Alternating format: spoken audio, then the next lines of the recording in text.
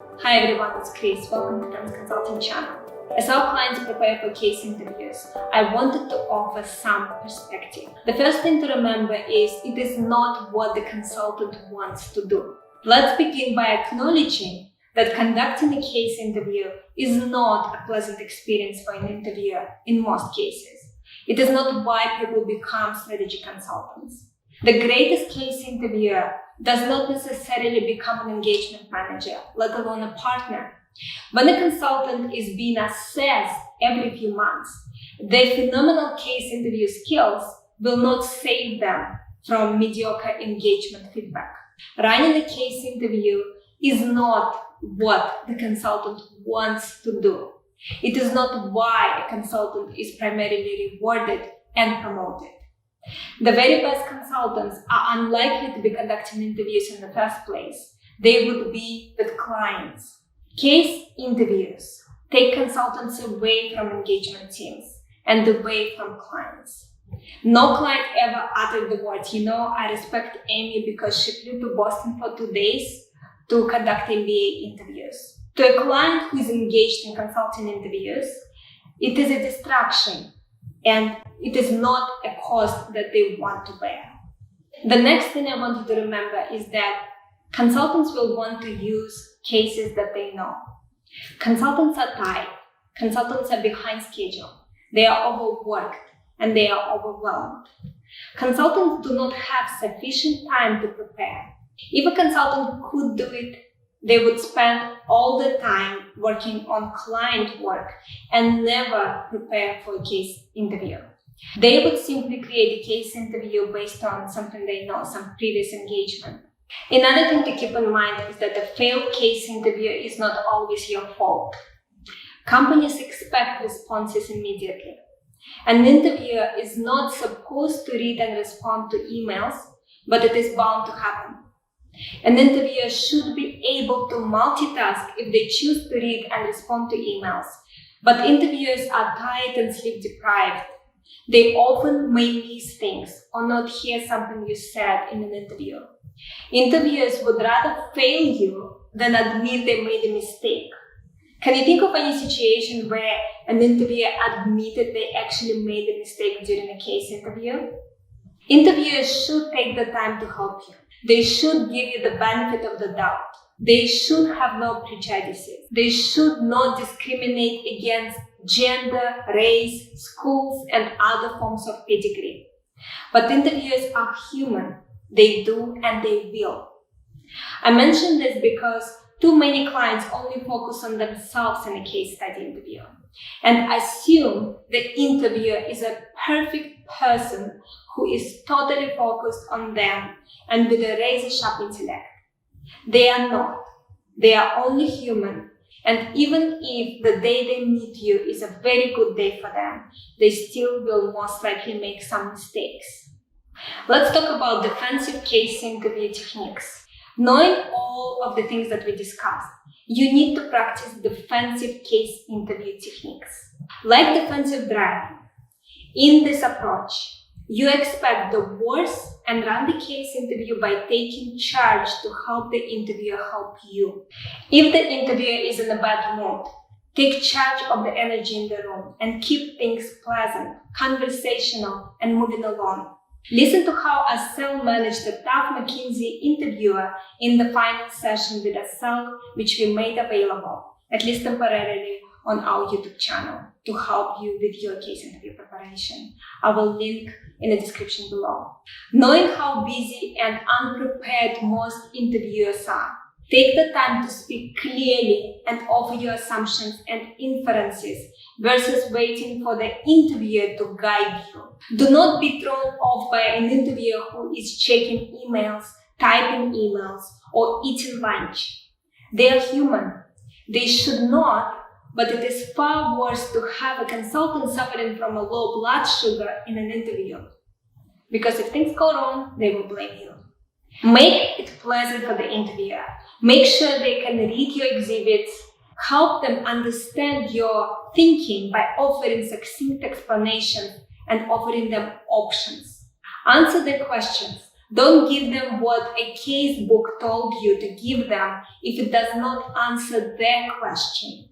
I can sum this up by saying, treat interviewers as if they are human, which they are, of course.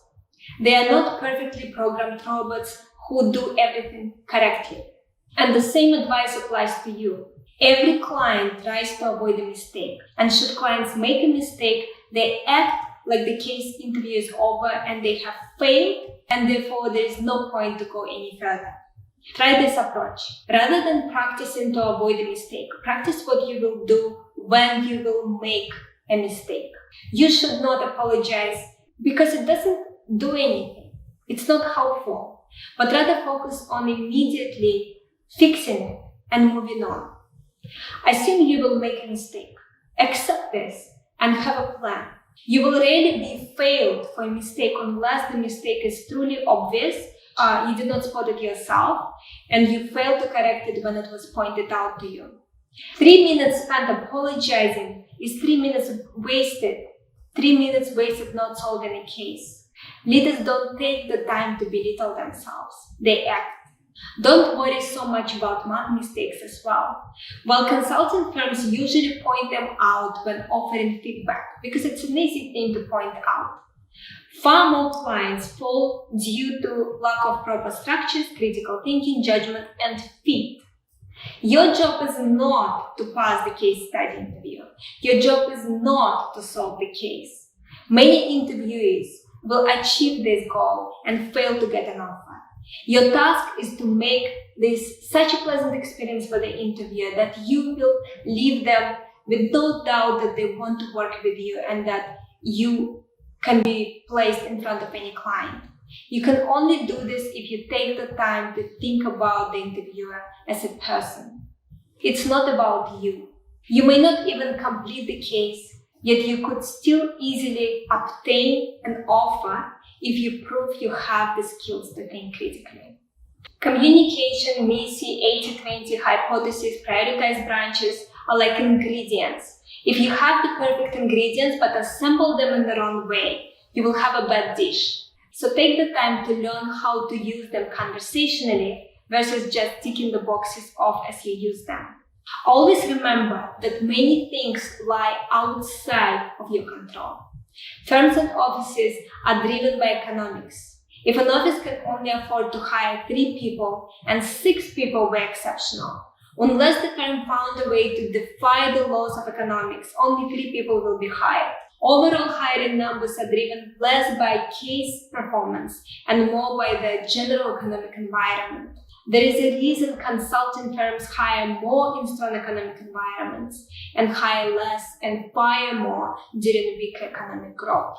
So you can be phenomenal, but they could have been someone better. These things happen. Everyone will learn at their own pace with their own level of commitment. Some clients do well with little preparation. This is because they already think in this critical reasoning format and generally speak well. Others need more time, and that is fine. Some clients are very good but lack confidence and need the interviewer to constantly affirm they are going in the right direction. This is what hurts their chances. I know many McKinsey partners who did not get in on the first chance. I know many people who chose not to join the firm after obtaining an offer. And I know many whose lives did not materially change after they joined. Good, talented people will always excel. They may end up on a different path, but they will get there. Solving cases requires critical reasoning skills. The same way you only need to solve a few math problems to understand a concept, you don't need to necessarily practice 100 plus cases. If you are doing that, you are probably memorizing frameworks. And it is far more efficient to learn how to build frameworks from first principles, the way we teach you. If this were not true, every great mathematician and scientist would be memorizing the answers to every type of question. They don't, and neither should you. If you found this message useful, you will find our advanced training episodes very helpful. To get sample episodes, go to firmsconsulting.com/promo and enter your email and your name, and we're going to send you some sample episodes. If you found this video helpful, like the video, subscribe. So you subscribing to the channel will be very helpful and I will really appreciate it. Stay focused, stay productive, do good things for the world.